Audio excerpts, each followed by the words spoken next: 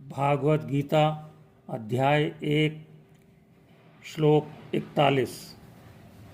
अवांछित संतानों की वृद्धि से निश्चय ही परिवार के लिए तथा पारिवारिक परंपरा को विनष्ट करने वालों के लिए नारकीय जीवन उत्पन्न होता है।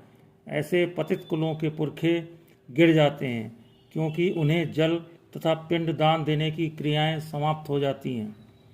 सकाम कर्म के विधि विधानों के अनुसार कुल के पितरों को समय समय पर जल तथा पिंडदान दिया जाना चाहिए। यह दान विष्णु पूजा द्वारा किया जाता है क्योंकि विष्णु को अर्पित भोजन के उच्छिष्ट भाग यानी प्रसाद के खाने से सारे पाप कर्मों से उद्धार हो जाता है। कभी कभी पितरगण विविध प्रकार के पाप कर्मों से ग्रस्त हो सकते हैं और कभी कभी उनमें से कुछ को स्थूल शरीर प्राप्त न हो सकने के कारण उन्हें प्रेतों के रूप में सूक्ष्म शरीर धारण करने के लिए बाध्य होना पड़ता है। अतः जब वंशजों द्वारा पितरों को बचा प्रसाद अर्पित किया जाता है तो उनका प्रेत योनि या अन्य प्रकार के दुखमय जीवन से उद्धार होता है।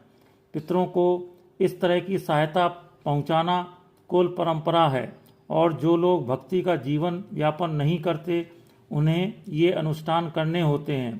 केवल भक्ति करने से मनुष्य सैकड़ों क्या हजारों पितरों को ऐसे संकटों से उबार सकता है।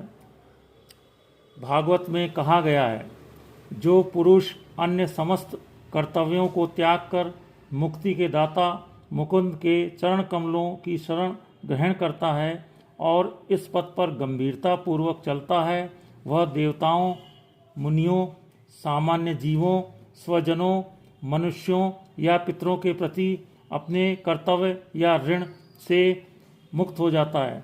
श्री भगवान की सेवा करने से ऐसे दायित्व अपने आप पूरे हो जाते हैं।